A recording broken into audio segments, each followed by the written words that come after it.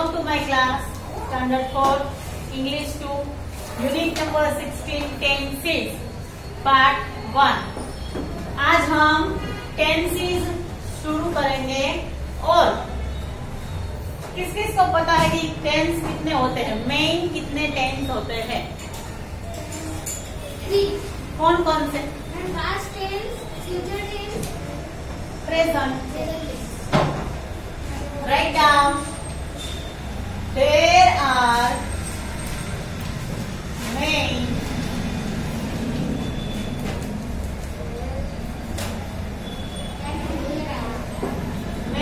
three tenses. Three tenses. Write down first present tense. Second past tense. And third future tense. अब present एक tense है, उसके अंदर अलग अलग 4 टेंस है. एक प्रेजेंट के अंदर 4 टेंस, दूसरा पास्ट है उसके अंदर भी 4 टेंस, और ये तीसरा है फ्यूचर टेंस, उसके अंदर भी 4 टेंस है.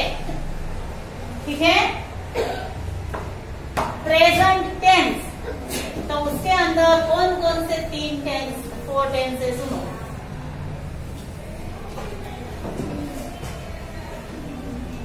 सिंपल, फिर है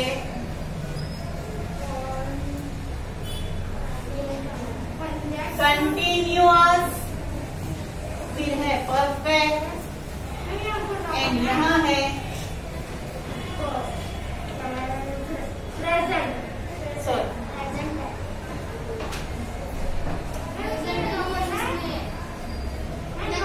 नहीं, परफेक्ट, कंटिन्यूअस.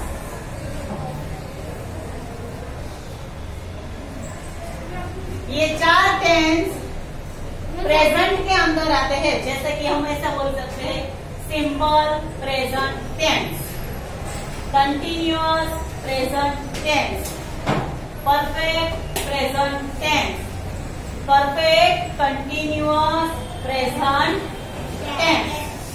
अब ऐसे ही पास्ट टेंस में भी ऐसा ही होता है. Simple past tense, continuous past tense, perfect past tense, perfect continuous past tense. ठीक है? फ्यूचर में भी ऐसा ही है. Simple future tense, continuous future tense, perfect future tense, perfect continuous future tense. यानी कि टोटल 12 टेंस है. कितने टेंस है? 12. पर आपको सीखने हैं 9. कितने? 9. ये टेंस तीनों में है. तीनों में ये टेंस है, परफेक्ट कंटिन्यूअस. ये टेंस हमें स्टैंडर्ड 4 में अभी सीखना नहीं है. हमें ये तीनों टेंस प्रेजेंट के, पास्ट के और फ्यूचर के तीनों सीखने हैं. यानी 3 गुना 3 कितना होता है? 9. तो हमें टोटल 9 टेंस सीखने हैं. पहला कौन सा आएगा? Simple present tense. ठीक है? अब सबसे पहला के टेंस कौन सा लिखेंगे? Simple present tense. चलो हेडिंग लो. ये लिख लिया? ये 3 लिख लिया था ना? बस नहीं लिखना. Speak properly. You are not coming here to sleep. Heading low.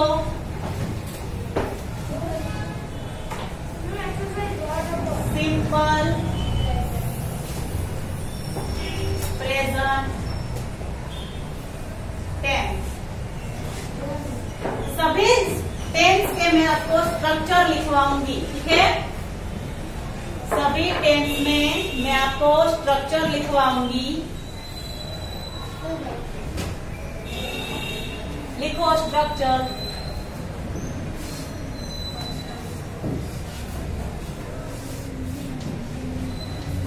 Structure यानी कि वो टेंस का सेंटेंस कैसे बनता है।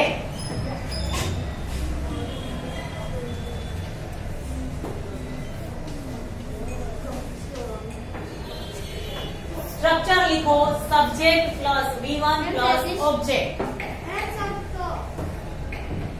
Subject plus V1 plus object.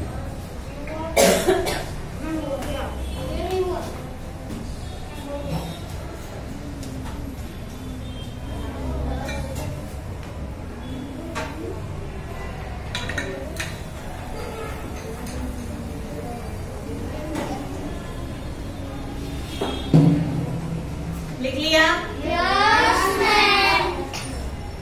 चलो हमें लाइन काउंट करके ही आपको टेबल बनाना है। पहले मैं बनाऊंगी, फिर आपको टेबल ड्रॉ करने के लिए टाइम भी दूंगी।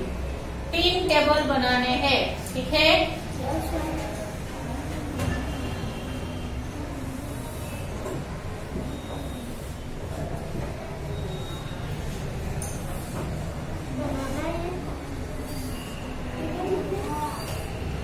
पहले किसी को ड्रॉ नहीं करना, यहाँ देखना है।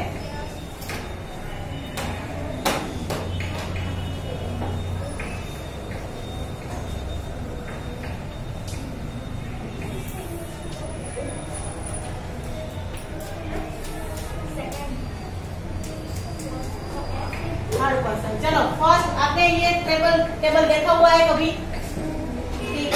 चलो ये है फर्स्ट पर्सन, सेकंड पर्सन और ये थर्ड पर्सन, ठीक है?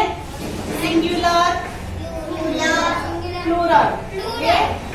अब फर्स्ट पर्सन में आई, यहाँ वी, यहाँ यू, यहाँ भी यू। थर्ड पर्सन है he, she and it. He, she, it, ये तीनों है। अगर मैं यहाँ ऐसा बोलूँ तनय, तो वो ही में आएगा, तो ये समझना कि तनय यानी कि ही। फिर करिश्मा ऐसा बोलूँ तो शी, और मैं ये बोलूँ टेबल, इट। अगर बोलूँ काव, इट। पर अगर मैं बोलूँ कि तनय एंड रोहन, देन तो वो प्लूरल हो जाएगा। तनय और रोहन दोनों ही में है, पर वो तो सिंगुलर, यहाँ तो सिंगुलर है, तो वो प्लूरल हो जाएगा, तो हम लिखेंगे दे, ठीक है? और समझना भी वही है। अब सिर्फ एग्जाम्पल के लिए मैं एक वर्ब ले रही हूँ, प्ले। यहाँ मैं गो भी ले सकती हूँ और रन भी ले सकती हूँ, कुछ भी ले सकते हैं हम, पर ये एग्जाम्पल के लिए और आपके समझने के लिए। जैसे कि आए है, तो मैंने आपको वो अगला लेसन करवाया था पहले लेक्चर में, उसमें मैंने बोला था कि डीड है तो डीड का डीड, और V2 है तो उसका V1 हो जाएगा। तो यहाँ हमें इसके साथ देखो V1 ही लिखना है। और ये सारे के सारे सब्जेक्ट है। क्या है? सब्जेक्ट कौन कौन से? I, we, you, he, she, it and they. ये सारे प्रोनाउन भी है और सब्जेक्ट भी है। तो सारे के सारे प्रोनाउंस को हम सब्जेक्ट कह सकते हैं, ठीक है? तो आपको स्ट्रक्चर में एक सब्जेक्ट तो मिल गया। अब V1, तो V की जगह पे हमने लिया है प्ले, तो प्ले का रूप हम लिखेंगे। आई के साथ वही रूप आएगा, इसको हम बेस वर्ब बोलते हैं। क्या बोलते हैं? Base verb. तो आई के साथ बेस वर्ब प्ले, V के साथ भी बेस वर्ब प्ले, U के साथ भी बेस वर्ब प्ले। यहाँ प्लूरल में U के साथ भी बेस वर्ब प्ले ही लिखेंगे, पर यहाँ ही, शी, इट है, सिंगुलर है, तो उसके साथ प्ले, उसके साथ S, पीछे S ऐड करेंगे, ठीक है? सब लोग समझ रहे हैं? पीछे S ऐड करेंगे, पर दे के साथ फिर प्ले। तो याद क्या रखना है? चेंज कहाँ है? सिर्फ यहाँ है चेंज, ठीक है? अगर यहाँ प्ले नहीं होता, गो लिखा हुआ, यहाँ मैं गो लिखती तो अगर गो वाला मैं लिखती हूँ तो कैसे लिखते हूँ? Go. I go, we go, you go, you go, he she it goes, goes और they go। ठीक है, अगर go की जगह मैंने run लिखा है तो RUN run, I run, we run I run, we run, you run, you run, he she it runs, they run। इतना समझ गए? सब लोग समझ गए इतना? तो चलो अब इसके एग्जाम्पल में यहाँ लिखती हूँ, पहले समझना फिर मैं लिखने के लिए टाइम दूंगी। यहाँ प्ले वाला लिखा है तो ऊपर मैं प्ले का ही हेडिंग दे देती हूँ, ठीक है? चलो अब मैंने लिखा सब्जेक्ट, पहला सिंपल प्रेजेंट टेंस का सेंटेंस बनाते समय हमें स्ट्रक्चर याद रखना है। तो सब्जेक्ट है आई, ठीक है? आई, उसके साथ प्ले लिखूं कि प्लेज लिखूं? I play. अब ऑब्जेक्ट कुछ भी हो सकता है, हम क्या खेलते हैं, जैसे कि क्रिकेट खेलते हैं, फुटबॉल खेलते हैं, कुछ भी लिख सकते हैं। तो हम लिखेंगे फुटबॉल, आई प्ले फुटबॉल, ठीक है? अब ऐसा ही यही सेंटेंस हम ही से बनाएंगे। कौन बनाएगा यही सेंटेंस? ही से कौन बनाएगा? Red. He plays the football. Very good. He plays football. हो गया? वही सेंटेंस अगर हम यू से बनाएंगे तो यू प्ले फुटबॉल। अगर मैं दे से बनाऊंगी तो दे प्ले फुटबॉल। अगर मैं ऐसा बनाऊंगी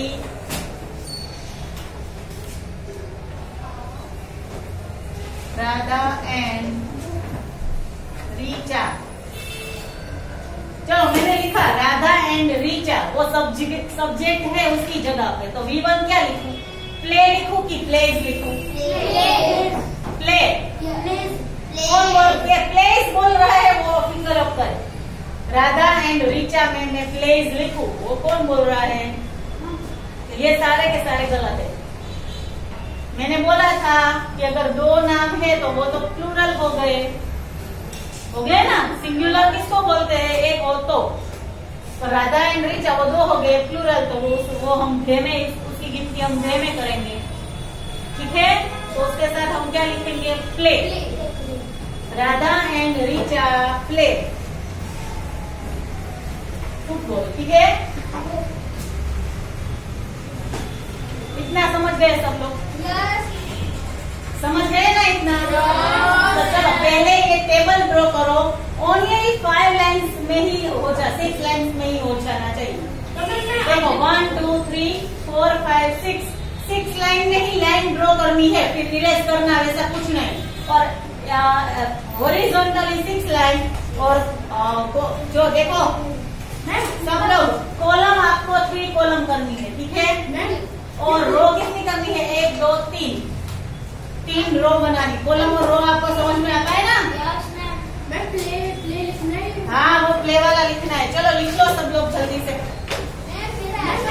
मैं इधर लिखूं और इधर 4 लाइन ही है। वहाँ एग्जाम्पल लिख लेना। तो हाँ, तो चलते 6 लाइन है। जल्दी स्पीड, चलो स्पीड से करो। स्केल लेके क्यों नहीं आते?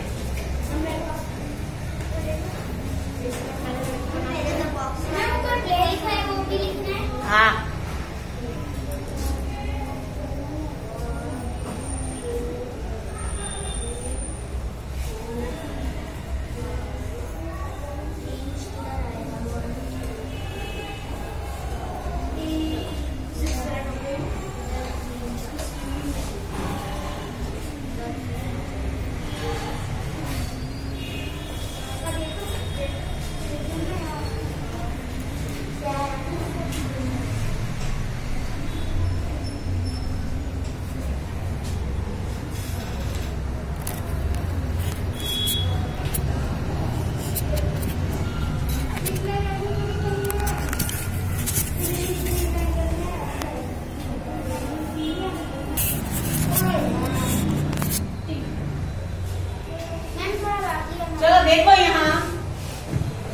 यहाँ देखो,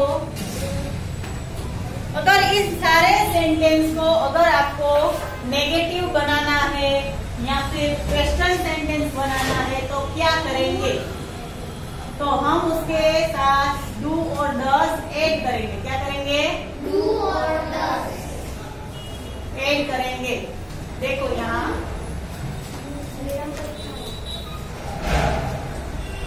चलो, यहाँ एडिंग में लिखना है डू और डज।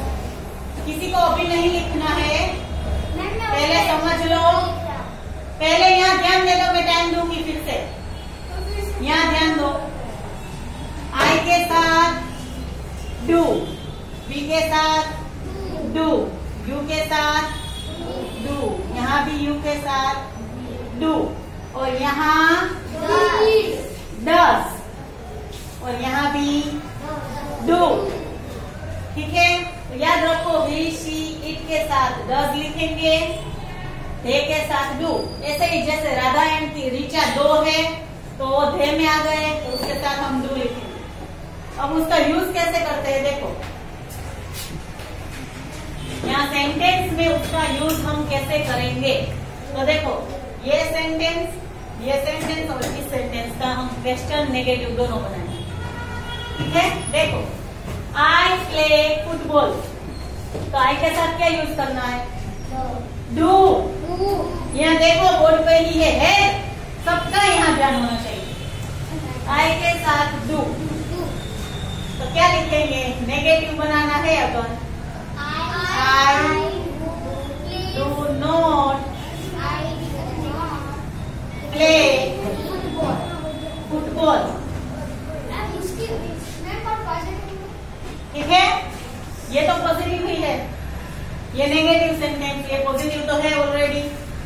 अब इसका क्वेश्चन बनाना है, आई प्ले फुटबॉल का क्वेश्चन डू आगे आएगा, और आई का हम यू करेंगे। हम अपने आप को कभी क्वेश्चन पूछते हैं नहीं, सामने वाले को पूछते हैं, इसीलिए you. Do you play football, और एक डज का लिखते हैं। कितना समझ में आ गया? अब एक ये डज का है, ठीक है। ही प्लेज फुटबॉल, यहाँ फुटबॉल है, तो चलो इसका कैसे करेंगे? ही डज नॉट और प्लेज है तो उसका एस निकाल देना है और ऐसे ही लिखना है प्ले। ठीक है, क्योंकि हमने सेंटेंस में डज लिखा इसीलिए यहाँ का एस निकालना है और सिर्फ प्ले ही लिखना है। He does not play football। और उसका नेगेटिव बनाया question, does he play, S निकल जाएगा, डज ही प्ले फुटबॉल। ठीक है, डज ही प्ले